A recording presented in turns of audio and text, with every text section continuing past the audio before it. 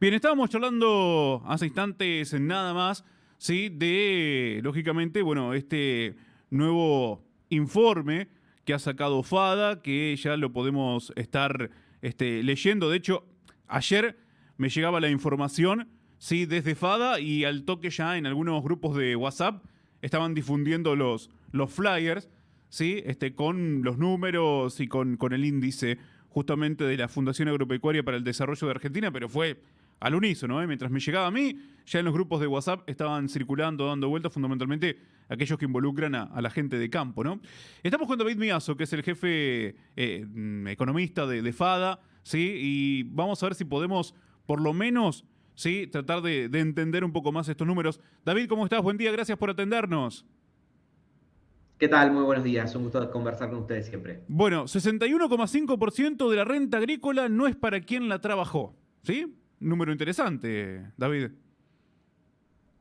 Exactamente. Bueno, este es el resultado del índice FADA que publicamos de manera trimestral, que mide la participación del Estado en la renta agrícola, es decir, cuánto se llevan los impuestos de la renta agrícola. Y este 61,5% significa de cada 100 pesos de renta agrícola que genera una hectárea promedio en el país, 61 pesos con 50 es lo que representan los impuestos, principalmente nacionales, pero también provinciales y municipales. Ayúdame a ver con la memoria. Cada 3 meses, ¿sí? Aquello que se va llevando el Estado, ¿es mayor? Bueno, tenemos momentos en los que sube y momentos en los que baja. Si lo comparamos respecto a marzo, ha bajado levemente. Esta baja se debe principalmente a la mejora de precios a nivel internacional. Los precios de los granos han subido. Sí. Eso lo que hace es aumentar el valor de la producción, aumentar la renta agrícola y como la torta se hace un poco más grande, la porción del Estado, en la porción de los impuestos, es un poco más chica. Pero paradójicamente, aunque es menor lo que se lleva el Estado en términos de proporción, en términos porcentuales, en realidad se lleva más pesos, Claro. porque si tomamos el ejemplo de una hectárea de soja, estimamos que pagaba en marzo 74.000 pesos de impuestos nacionales y en junio esa misma hectárea de soja paga 90.000 pesos de impuestos nacionales. Es decir, que, bueno, esto podría ser una buena noticia en el sentido de que la participación del Estado se reduce en términos proporcionales, pero el Estado termina recaudando un poco más. Claro, más ahora, por ejemplo, también que mejoró el precio, ¿no? A nivel internacional de la soja. Claro, justamente este cambio de estos últimos 3 meses, que se puede acentuar un poquito estos últimos días con la mejora de soja, se debe a esto, a mejora de los precios internacionales, entonces hay más valor de la producción y hay más renta que produce cada hectárea. Bueno, recién estábamos leyendo un poquito del informe y manifiesta que, bueno, un récord histórico de ingreso de divisas también, ¿sí?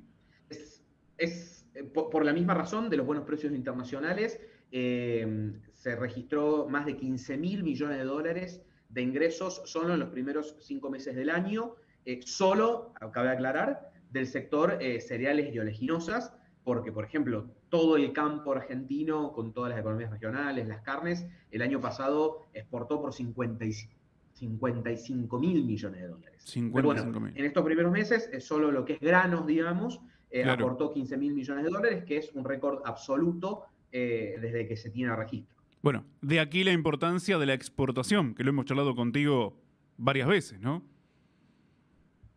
Tal cual, bueno, que suban los precios internacionales es una excelente noticia porque las exportaciones de Argentina valen más, dicho de otras maneras, lo que vende Argentina vale más y si lo que vende el país vale más, es una buena noticia para todos. Eso significa más ingreso de dólares, significa más recaudación de derechos de exportación, significa más actividad económica porque a zonas como Chivilcoy o como Río Cuarto o como cualquier punto de la provincia de Buenos Aires, la provincia de Córdoba, o la provincia de Santa Fe, son más recursos que llegan a las economías de los pueblos y ciudades del interior, que se convierten en actividad económica, en inversión, en empleo, así que es una buena noticia para todos. David, ¿podríamos tener mayor cantidad de divisas si no fuera por ahí por alguna restricción, algún cupo que se está imponiendo? Sí, hay dos temas centrales de la política agropecuaria que hoy están limitando la capacidad de producción y exportación de la Argentina. El primero de ellos son los derechos de exportación. vos calculá que la soja tiene 33% de derechos de exportación. Es verdad, sí. Eso significa que si vos de hoy para mañana sacás los derechos de exportación a la soja, lo que recibe el productor crece un 50%, ¿no? Sí. Si bien es un 33, pero si la sacás crece un 50%. ¿Cuánto más los productores argentinos podrían producir y en qué lugares que hoy no son viables en términos económicos serían viables si la soja de un día para el otro vale 50% más, ¿no? Entonces, ese es un tema, los derechos de exportación, donde claramente si fueran menores o si fueran cero, podríamos producir y exportar mucho más. El segundo tema son las restricciones a las exportaciones, que sabemos que están para el caso de carne, y para el caso de maíz y trigo tenemos lo que llaman los volúmenes de exportación, que son una especie de cuota de exportación. Así que esos son los dos temas productivos o sectoriales principales con los cuales podríamos tener más producción y más divisas y más empleo y más inversión. Y por otro lado, también algunas cuestiones de la macroeconomía, donde la combinación inflación-atraso cambiario también genera grandes problemas. Vos calculás que en el último año el tipo de cambio oficial, que es al que se referencian el precio de los granos, solamente subió un 25%, con una inflación subiendo un 58%. Ahora cuando conozcamos el martes los datos de mayo, vamos a hablar de 60% de inflación. Y cuando algunos costos, como por ejemplo la cosecha, se incrementaron cerca de 80% en pesos. Entonces esto genera una inflación en dólares, una suba de los costos medidos en dólares muy importante para la producción agropecuaria. Claro, el tema es que por ahí nosotros nos manejamos en pesos, pero nuestras uvas están cotizadas en dólares. Claro, hay parte de la producción, como son, por ejemplo, todos los insumos que están en dólares, entonces no afecta esta cuestión de atraso cambiario, aunque sí, por ejemplo, afectó la suba de precios de los fertilizantes, que pega mucho y sobre todo le va a pegar ahora al trigo que está arrancando. Sí. Eso con el componente en dólares. Y después otro componente en pesos, como son los fletes y las labores, que básicamente son prácticamente los únicos componentes en pesos dentro de toda la estructura de costos, pero que son importantes. Que al estar en pesos, cuando hay estos procesos de atraso cambiario, crecen mucho en dólares. Entonces, afectan negativamente la competitividad por ese lado. David, ¿y qué está pasando con este faltante de combustible? ¿Sí? ¿Cómo juega en todo esto que nos estás diciendo? Bueno, una gran complicación en términos productivos. Hay gente que no ha podido levantar en tiempo y forma la cosecha de maíz, por ejemplo, porque no hay combustible para las cosechadoras. También empezamos a pensar en la siembra de trigo, que también necesita mucho combustible. Problemas logísticos, el transporte de todos los granos. Estamos en el momento pico de consumo de combustible, de que se está levantando la cosecha y se está transportando a los puertos. Hay problemas logísticos porque hay camioneros que no se animan o prefieren evitar tener que ir, por ejemplo, a Rosario y después quedarse ahí 1 o 2 días hasta que consiguen combustible para volver. Sí. Entonces por ahí se están priorizando mucho los fletes cortos sobre los fletes largos, por esos motivos. Sobre costos, porque como con cualquier cosa, si hay escasez, se genera un mercado paralelo. Por lo tanto, ya tenemos de hace varios meses un gasoil blue, que se cotiza muy por encima del precio oficial y se consiguen las cantidades que se buscan, entonces genera sobrecostos. Y después un gran costo humano. Contratistas que tienen que andar haciendo decenas de kilómetros para buscar combustible para las máquinas, camioneros que tienen que perder días enteros de trabajo haciendo cola en estaciones de servicio para poder conseguir combustible justo en el momento del año en el que más trabajan, en el momento del año en el que pueden llegar a hacer alguna diferencia. O sea que esto indudablemente se va a traducir, ¿no? En costos, sí, o en su defecto en desabastecimiento, en algún momento.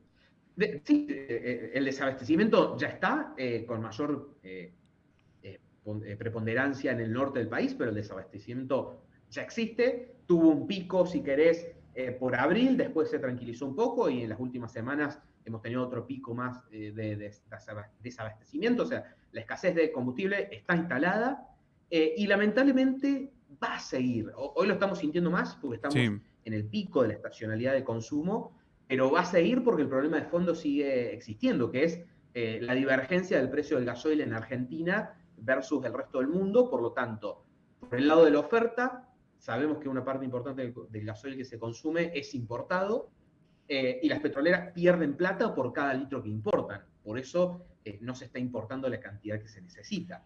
Y del lado de la demanda, tenemos el problema de que el gasoil en Argentina vale cerca de la mitad, probablemente, que en todos nuestros países vecinos. Entonces eso genera un gran incentivo al contrabando, a los camiones que cruzan por Argentina para ir de un país a otro, llenen los tanques en Argentina y no como lo hacían normalmente, vecinos que pueden cruzar fácilmente de todas las ciudades limítrofes o fronterizas de los otros países a las ciudades argentinas para cargar combustible en Argentina. Entonces todo eso exacerba la demanda por un lado y contrae la oferta por el otro y genera esta escasez que estamos viendo. Y esta situación probablemente siga existiendo durante todo el año, así que creo que es un tema que probablemente pierda intensidad, pero el problema va a seguir vigente todo el año. Durante el año charlamos con diferentes productores agropecuarios, gente ligada, ¿sí? Al agro, a la ganadería, y la pregunta es, ¿sí? También, como ustedes también preguntan y responden en el informe, ¿sí? ¿Dónde van los impuestos? ¿Dónde va ese dinero? ¿Sí? ¿Qué se hace con ese dinero?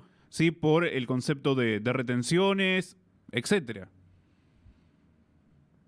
Bueno, ahí está también un gran tema cuando se discute la carga tributaria. Una cosa es discutir un alto nivel de carga tributaria con un Estado que brinda bienes y servicios públicos de calidad, y otra cosa es discutir una gran carga tributaria como la que tiene Argentina con un Estado que no brinda eso, donde el productor tiene problema con los caminos rurales, el camionero tiene problema con las rutas y con el combustible ahora también, donde la gente que puede se va a la educación privada, la salud privada, la educación privada, donde los niveles de pobreza crecen. Entonces, ahí es donde también se pone la discusión del nivel de carga tributaria respecto a lo que estamos recibiendo los ciudadanos. Por eso cuando vienen algunas discusiones como los derechos de exportación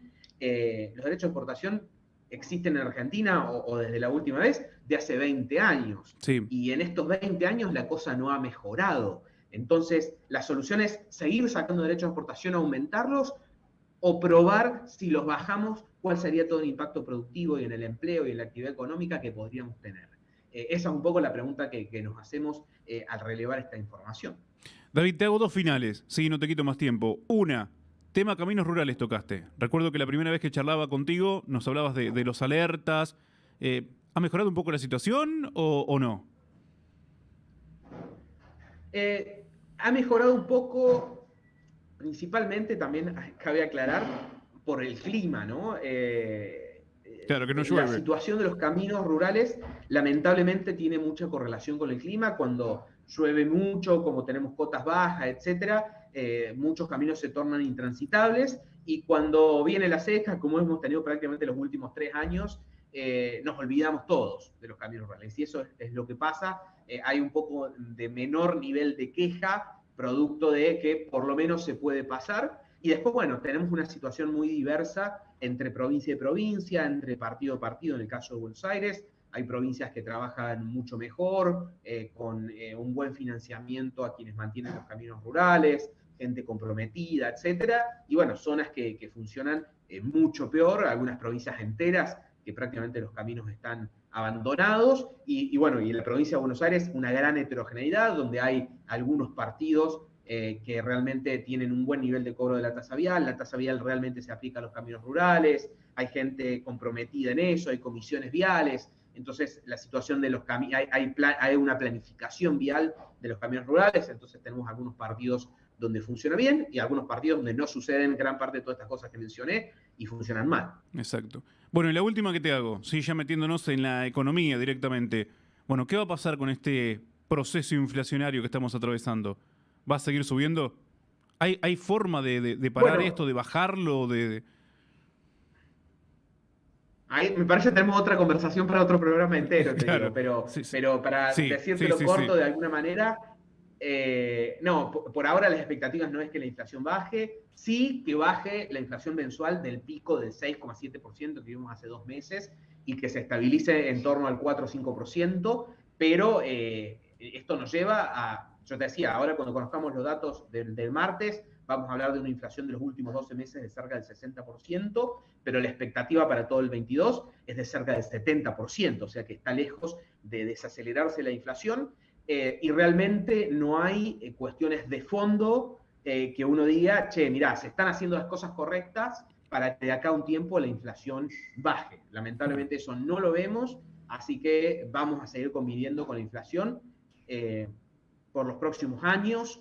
Ya este gobierno no tiene ningún incentivo a realmente tomar un plan inflacionario de fondo, por lo tanto, este año y medio de gobierno que queda de este mandato, vamos a convivir con niveles altos de inflación, y el próximo gobierno sí quiere realmente hacer las cosas, incluso va a tener en un principio una mayor inflación, porque hay que acomodar muchas cosas para poder después empezar a bajarla, así que también el próximo gobierno va a estar por lo menos unos 2 años con niveles altos de inflación, así que lamentablemente tenemos los próximos 3 años y medio por delante con un nivel inflacionario alto. Bueno, para prepararnos por lo menos, ¿no? Así queríamos tener tu palabra por lo menos para saber, ¿sí? Cómo viene la mano y no hacernos demasiadas ilusiones. David, muchas gracias como siempre por tu tiempo, ¿eh? Muy amable. Un gusto conversar con ustedes. Que tengas un buen día. Saludos. Hasta luego. La palabra de David Miazo, sí, el economista en jefe de FADA, charlando con nosotros también aquí en Radio del Centro, la 91.9. Bueno, cerramos con buenas noticias. Sí, pum para arriba, ahora que se viene el fin de semana. Sí, 3 añitos más de inflación. Así que anda comprando cámaras más grandes porque no vamos a entrar. Sí, no vamos a entrar. Bueno, nos vamos. O sí. Sí, capaz que nos empecemos a afinar. ¿Sí? Con el tema de la inflación. Vamos a ver qué pasa.